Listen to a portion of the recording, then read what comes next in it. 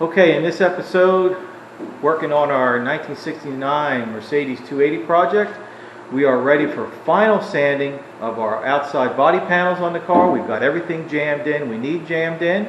So we're going to start with a 400 grit on the DA, which is going to do two things. It's going to give us a nice smooth finish for our base coat to be applied to, and also fill in any slight minor sand scratches that may still be present. This primer will fill those, and the 400 grit again is going to leave us with a nice finish. So as you can see, I'm going to start with the doors and paint the doors first. I've got my guide coat applied so that I know when I've got everything sanded down far enough that then I'll be ready for paint. And I've got to do the body yet. The body's going to be the last thing I do. I haven't even guide coated that yet, but first we're going to work on getting these doors sanded and painted, and then we'll move on to the body after that.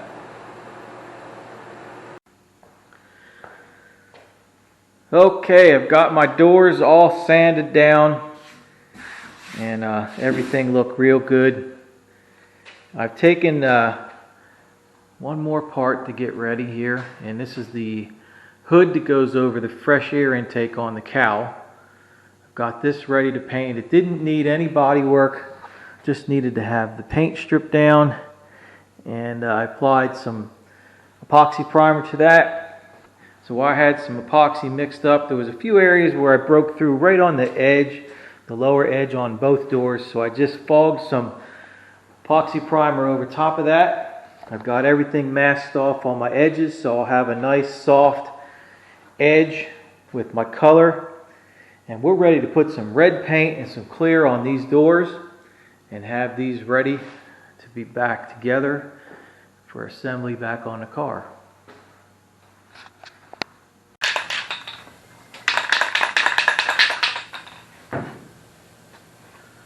Alright, back on our Mercedes 280 SL project, we're going to get the body prepped and ready for paint. Our final sanding is all we need to do, so we're going to go ahead and guide coat this one last time, and then I'm going to get out my DA and we're going to sand down the primer with some 400 grit paper, and that'll leave our surface ready for the final application of our color and the clear coat. Now, you've seen me do this before in prior videos. I may put a link in the description below last time I went through these steps, but I'm not going to record a lot of this because it's just long and tedious sanding that I've done before. So if you want to look at that, if you want to see that procedure done more in depth and detail, you can go back and look at those videos I've done before. But right now we're going to go ahead and get this guide coated, let it set up for a few minutes, and then we'll start the sanding.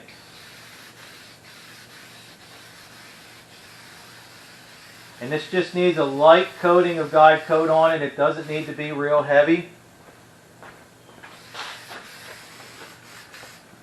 We just want to make sure we've got our surface down nice and flat, and that's really all we're looking for. All of our body work that was done prior has got the panels nice and straight, so we're not trying to find any imperfection. We've already fixed all of that. So this is just to make sure that the primer is all sanded off to a uniform, even surface.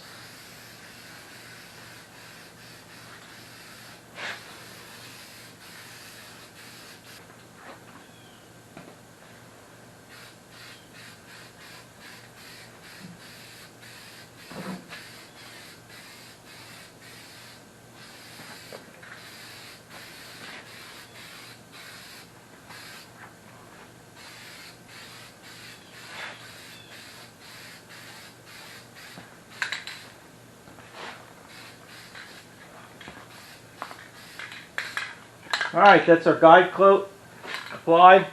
We're going to let this set up and dry for a few minutes, and then I'll come back and start DAing.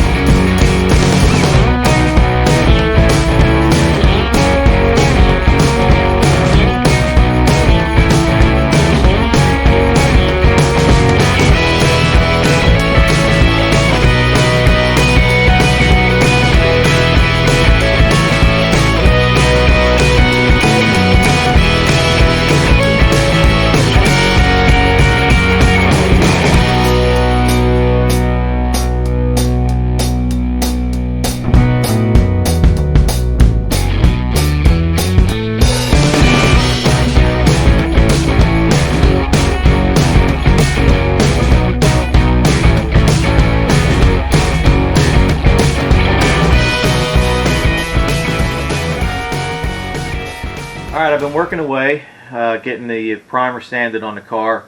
One thing I need to do before I can paint the car, I need to epoxy seal these jambs. There are some areas where there's bare metal here, and I want to just seal the old paint from the new paints that are going on. So today we're going to mix up some of our gray epoxy primer and get that sprayed inside both the jambs. I had to mask off my dashboard area and remask our rocker panel area so we don't get any overspray in our rocker on the black paint we've got on our rocker panels. So we'll get these sealed up, and that'll allow that to dry. I'll have 7 days from the time I apply it to being able to top coat it without sanding it. Now, one of the reasons I want to spray this now is because I have not gotten to the point where I've sanded up to here, so any overspray that gets on our primer here will just get sanded off and then you won't see it. So we're going to get this primed up, and that'll leave that ready for paint. Alright, we got the jamb areas epoxy primed and sealed, so they're all ready for paint.